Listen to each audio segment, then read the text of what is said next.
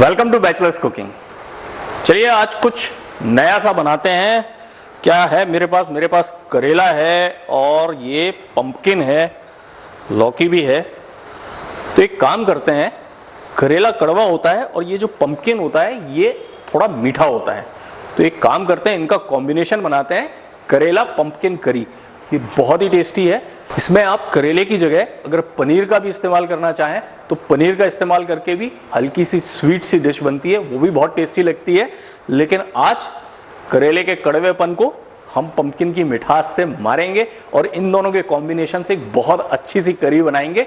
आपने ऐसा करेला कभी नहीं खाया होगा, इसको ट्राई करेंगे तो ये करेला जब आप खाएंगे तो आपको पता चलेगा कि करेला इतना डिफरेंट भी बन सकता है। तो सबसे पहले क्या करना है, सबसे पहले करेले को छील लेते हैं और छील के काट लेते हैं गोल गोल।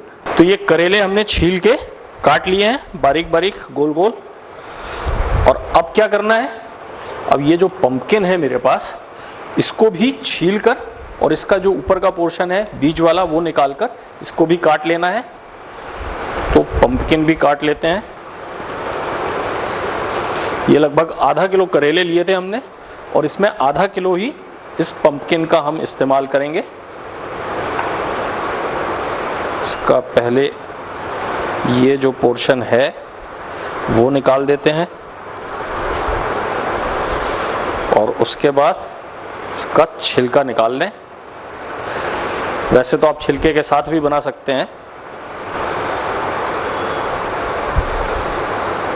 और इसको छीलने के बाद इसी तरह से छोटे छोटे टुकड़ों में काट लेना है।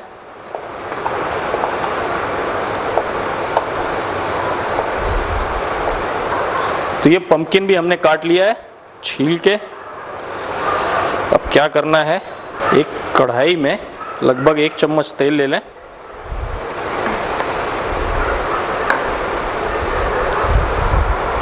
और तेल को गरम हो जाने दें अच्छी तरह से।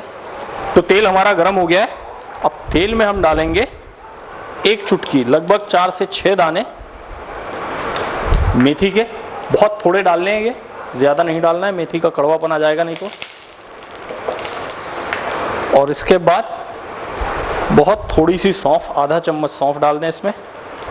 और साथ में आधा चम्मच ही साबुत धनिया और 1 चुटकी इसमें डालेंगे हम हींग। सारे जो मसाले डालने हैं बहुत कम क्वांटिटी में डालने हैं, कोई भी ज्यादा नहीं डालना है। और अब हम इसमें ऐड कर देंगे 1 प्याज, स्लाइस की हुई प्याज। तो प्याज को थोड़ा चलाते हुए हल्का सा ट्रांसपेरेंट करने तक पकाना है, केवल इसका थोड़ा कच्चापन दूर हो जाए।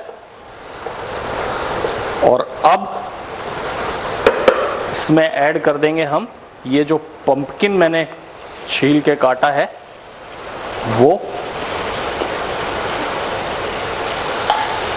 और इसको मिक्स कर लें। और ये पंपकिन में काफी ज्यादा वाटर होता है तो ये जल्दी ही अपना पानी छोड़ देगा और सॉफ्ट हो जाएगा। तो इसको थोड़ा सॉफ्ट होने तक हमें कुक करना है। तो क्या करें, इसमें ऐड कर दें नमक,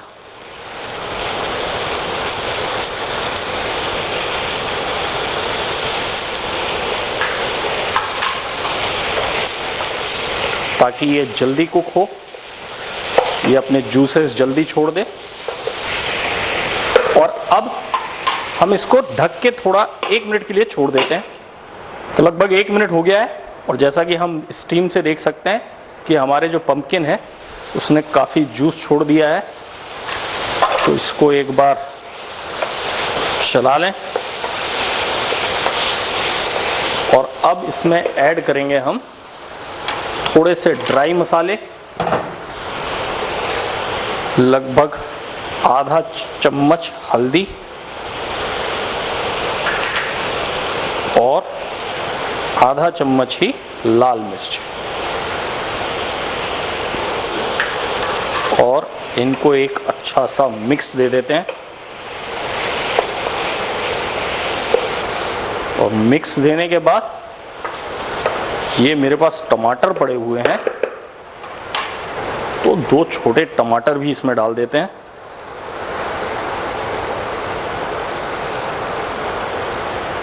तो टमाटर इसके अंदर डाल दें।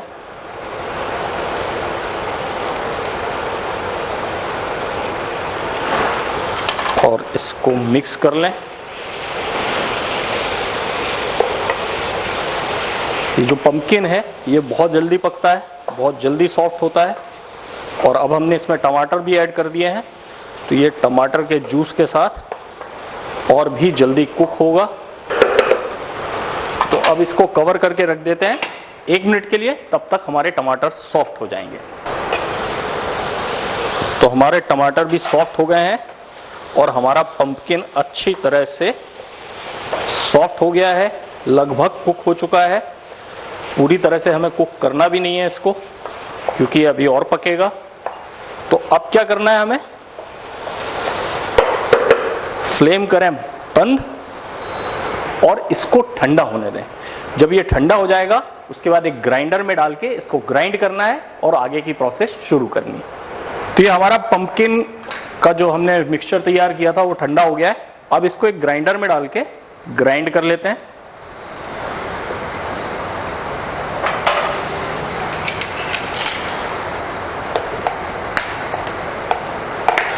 इसमें पंपकिन की मिठास के साथ प्याज की मिठास और सौंफ, मेथी और हींग का बड़ा अच्छा फ्लेवर रहेगा। तो चलिए इसको ग्राइंड कर लेते हैं। तो ये हमने जो पंपकिन की करी बनाई थी उसको ग्राइंड कर लिया है। तो अब एक कढ़ाई में हम लगभग 1 चम्मच तेल ले लेंगे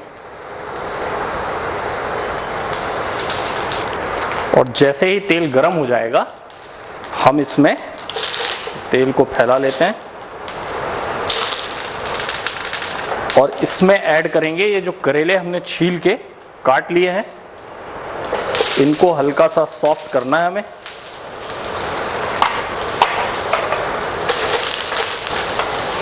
ये करेले चूंकि हमने छील लिए हैं तो ये जल्दी कुक होंगे और इनको हल्का सॉफ्ट होने तक हमें कुक करना है, पूरी तरह से नहीं पकाना है, क्योंकि बाद में इसमें हम पंपकिन का जो मिक्सचर हमने तैयार किया है वो मिक्स करके और पकाएंगे।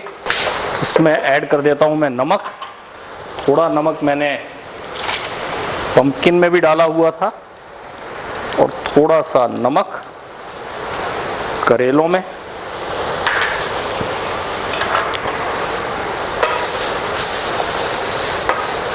नमक डालने से ये करेले अपना जूस छोड़ देंगे। इसको 1 से 2 मिनट तक चलाते हुए पकाना है और या आप चाहें तो इसको धीमी आंच पे करके और ढक के भी रख सकते हैं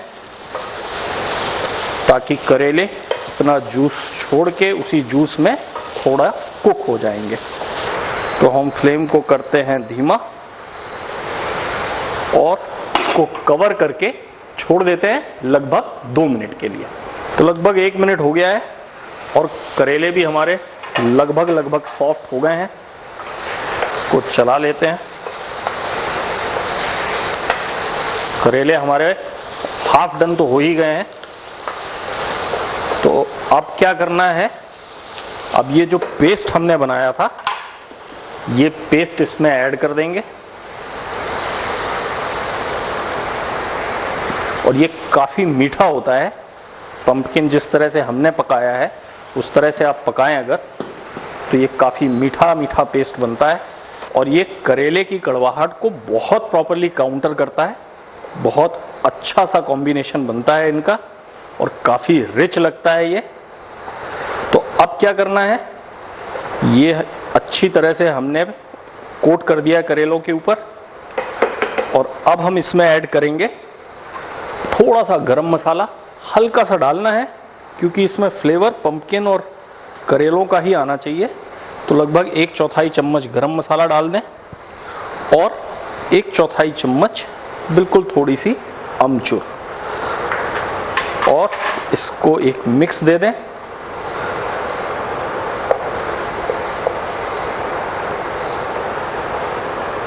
और मिक्स देने के बाद इसको कवर करके लगभग 1 मिनट और कुक होने दें, तो करेले जो है वो भी पूरी तरह से कुक हो जाएंगे।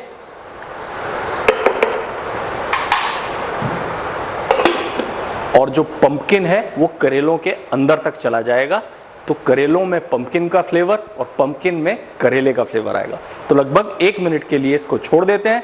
आप चाहें तो इसमें पानी मिला के इसकी ग्रेवी भी कर सकते हैं। अगर आपको काफी थिक लग रहा हो तो थोड़ा इसमें पानी भी मिला सकते हैं, और उसके बाद ढक के इसको कवर करके छोड़ दें लगभग 1 से 2 मिनट के लिए। तो लगभग 2 मिनट हो गए और हमारे करेले अच्छी तरह से कुक हो चुके हैं।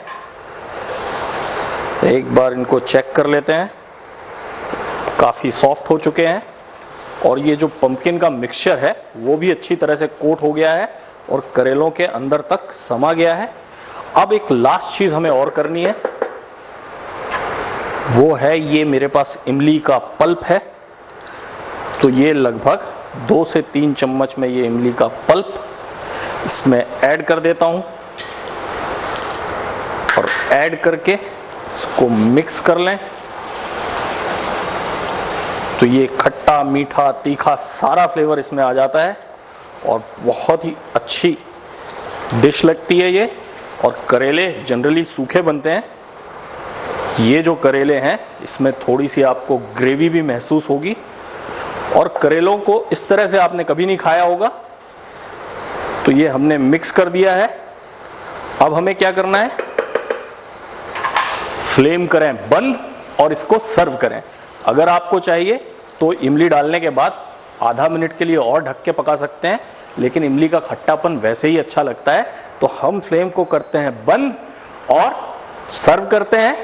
पंपकिन करेला बहुत ही डिफरेंट है, बहुत टेस्टी है, जरूर ट्राई कीजिएगा।